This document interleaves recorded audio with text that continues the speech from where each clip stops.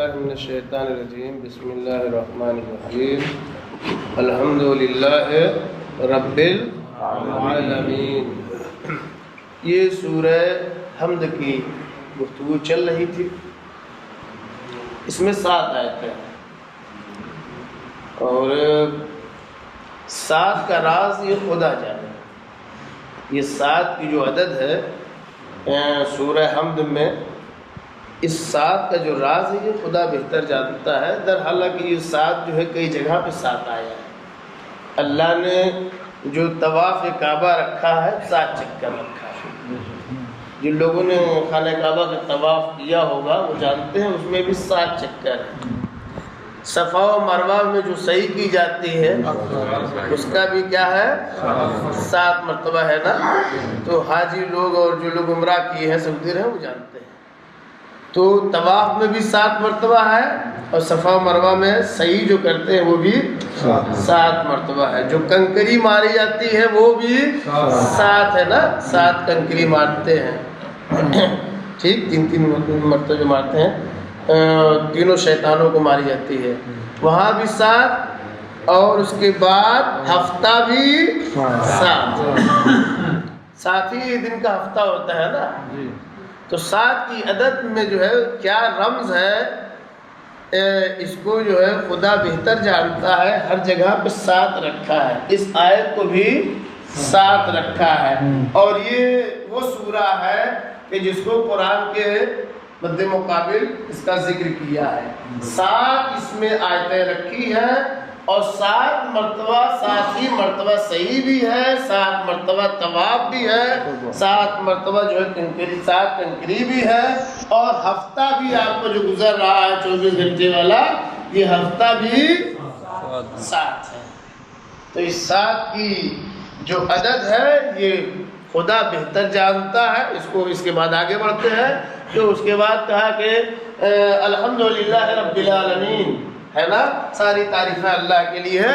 پھر اس کا نام جو رکھا فاتحۃ الکتاب، یعنی کتاب کا آغاز، کتاب کا مقدمہ، شروعات کتاب، تمہید کتاب۔ کتاب میں جو کچھ ہے مقدمے میں بیان ہوتا ہے۔ جس نے مقدمہ سمجھ لیا وہ پوری کتاب سمجھ جاتا ہے کہ اس میں کیا گفتگو ہونے والی ہے۔ تو اس سے کہا کہ فاتحۃ الکتاب، ام الکتاب، یعنی یہ مرکز کتاب ہے۔ یہ مقدمہ، یہ سورہ حمد ہے، یہ مرکز کتاب ہے۔ اور اس کے بعد جو ہے پھر اس میں جو ہے جو سب سے پہلی جو آیت کے بسم اللہ الرحمن الرحیم، خدا کے نام سے شروع کرتا ہوں جو رحمان الرحیم ہے۔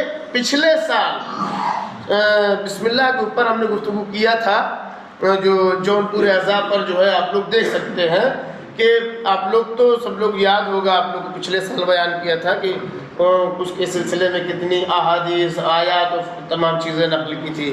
تو اس کے بعد یہاں پھر جو ہے کہا کہ تعریف تمام اللہ کے لیے ہے۔ جب اللہ کے لیے ساری تعریف ہو گئی تو اب بندوں کے لیے کیا بچی؟ الحمدللہ رب العالمین، ساری تعریفیں حمد و ثنا کس کے لیے ہے؟ اللہ کے لیے ہے۔ تو تعریف بندوں کے لیے کچھ بچی؟ ایسا تو نہیں نا ہے۔ ابھی کہا جب فلاں صاحب بہت خوبصورت ہے، کہتے ہیں کہ نہیں کہتے آپ لوگ؟ انسانوں کے لیے کہتے ہیں کہ ہمارا بیٹا بہت ہی خوبصورت ہے، تعریف کرتے ہیں۔ اشعار کی تعریف کہتے ہیں نہیں کرتے ہیں نا، اشعار کی تعریف، واہ واہ سبحان اللہ سبحان اللہ ہے۔ تو تعریف اشعار پہ کرتے ہیں۔ تعریف سخنرانی میں مجلس میں تعریف کرتے ہیں کہ نہیں؟ نعرہ لگاتے ہیں اور کیا کرتے ہیں؟ یہ تو بندوں کی تعریف ہو گئی، اشعار کی ہو گئی، مجلس کی ہو گئی۔ درخت کو دیکھا، درخت کی تعریف کیا یا نہیں کیا؟ تعریف کیا نا درخت کی، کتنا اچھا پودا ہے اور کیا ہے۔ پہاڑ کو دیکھا، پہاڑ کی تعریف کیا۔ کسی کی گاڑی دیکھ لی تو کہا کہ یہ گاڑی بہت اچھی گاڑی ہے۔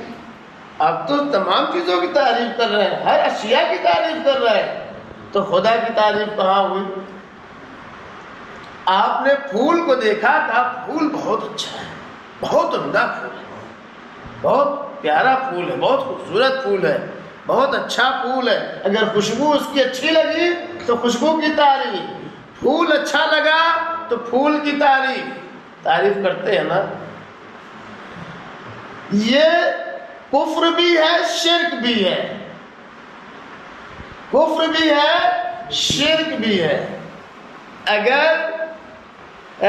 مومن یہ مسلم کرتا ہے تو کفر شرک یہ اسلام ہے، عین اسلام ہے. اور اگر کافر کرتا ہے تو کفر ہے.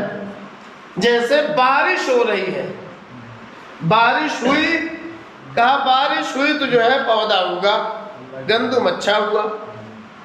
غور کر رہے آپ؟ تو عین کفر بھی ہے اور شرک بھی ہے. اب کہیں گے کیسے؟ کفر بھی ہے اور شرک بھی ہے اور اسلام بھی ہے. مثلا اگر آپ نے اس بارش کو حقیقی مان لیا، سبب حقیقی، اگر بارش نہ ہوتی تو گندم نہ ہوتا، تو یہ کفر ہے. یعنی بارش کی وجہ سے گندم ہوا، اناج ہوا، ہے نا. لیکن اگر آپ نے اسے مجازی مانا، سبب مجازی مان لیا، سبب حقیقی آپ نے خدا کو مانا کہ خدا ہے جس کی وجہ سے یہ اناج ہوا، اسی خدا نے بارش کی اور احتیاج کو دیکھتے ہوئے، ضرورتوں کو، اپنے بندوں کی ضرورتوں کو دیکھتے ہوئے اس نے بارش کیا. اب اس وقت کرنا ہے وہ خوب جانتا ہے. تو یہ تعریف کیا ہو گئی؟ یہ تعریف ہو گئی. آپ نے کسی کو دیکھا، کہا صاحب بہت اچھے ہیں، اللہ کے بیٹا کتنا خوبصورت ہے. اگر آپ نے وہیں پر اس خالق کو یاد کیا کہ وہ خالق کتنا اچھا ہے جس نے اتنا خوبصورت بندہ جو ہے خلق کیا ہے، تو یہ حقیقی تعریف ہوئی. اور اگر اس کو بھلا دیا، کافر کہہ رہا ہے، تو کافر اگر کہہ رہا ہے تو وہ جو ہے کیا ہوا؟ کفر ہوا، کیونکہ وہ تو خدا کو کا انکار کرتا ہے. آپ نے پھول کو دیکھا، پھول کو دیکھ کے خالق یاد آیا، اس پھول کا بنانے والا کتنا اچھا ہے، جس نے اتنا خوبصورت پھول بنا دیا، اس میں اتنی خوبصورت، اتنی اچھی جو ہے خوشبو رکھی ہے، اس پھول کے دامن میں خوشبو بہت پیاری رکھی ہے، تو خالق کتنا اچھا بنانے والا ہے. تو یہ تعریف کیا ہو گئی؟ عین اسلام، عین ایمان. جو چیز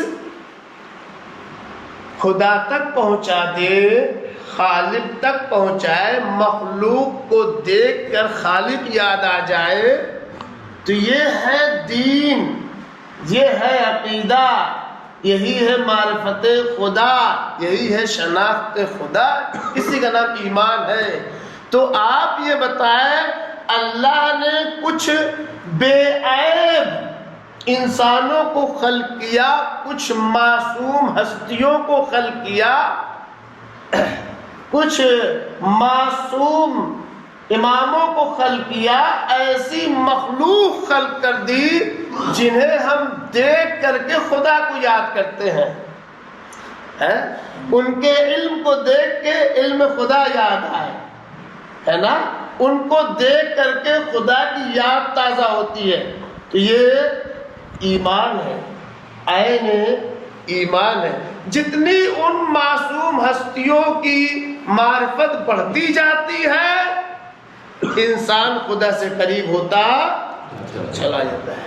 تو یہ نہ بدعت ہے، نہ یہ حرام ہے، نہ یہ شرک ہے. یہ کیا ہے؟ یہ عین ایمان ہے، عین اسلام ہے. صحیح. اب اس کے بعد کیا ہے؟ تمام تعریفیں اس خدا کے لیے ہے جو رب ہے، رب العالمین ہے. تو یہاں پر آپ دیکھیں کہ یہ چیز جو ہے، یہ بقا، اب جب ہم نے کہا رب العالمین تو ایک علت وجودی ہوتی ہے، علت بقائی ہوتی ہے. ایک علت ایجاد ہے اور ایک علت بقا ہے۔ تعریف اس کی کر رہے ہیں جو رب ہے، پالنے والا ہے۔ رب کی دو قسم ہے نا، ایک رب حقیقی ہے اور دوسرا رب مجازی ہے۔ ماں باپ کو رب مجازی کہتے ہیں، پالنے والے وہ بھی ہیں، اور ایک رب حقیقی ہے۔ تو کہا کہ علت وجودی اس میں ہونی چاہیے، اور علت بقائی۔ علت وجودی کیا ہے؟ کیسے ہم اس رب کو مان لیں جس کی ہم تعریف کر رہے ہیں اس کا وجود ہے، جس کی ہم حمد و ثنا کر رہے ہیں اس کا وجود ہے یا نہیں؟ کیونکہ چیزوں کو دیکھ کر کے ہے نا، سب سے پہلا یہ ہوتا ہے کہ یہ ہے یا نہیں۔ کوئی چیز ہو، جیسے ایک کرسی ہو یا میز ہو، اس کو ایجاد کسی نے کیا، کسی نے اسے بنایا ہے، تو ضروری نہیں ہے کہ وہی اس کی حفاظت کرے، وہی اسے باقی رکھے۔ بنانے والا کوئی اور ہوتا ہے، اب اس کی ذمہ داری نہیں ہے کہ اس ٹیبل کو، اس میز کو وہ بچا کے رکھے، محفوظ کر کے رکھے، ہے نا۔ تو اب یہاں پہ دیکھنا یہ ہے کہ آخر وہ جو ہے وہ کون ہے جس نے اپنی چیزوں کو ایجاد کیا؟ کہا وہ رب جو عالمین کا رب ہے۔ کائنات کو دیکھ لے، دیکھ کے سمجھ میں آ جائے گا ان تمام چیزوں کا کوئی خالق ہے۔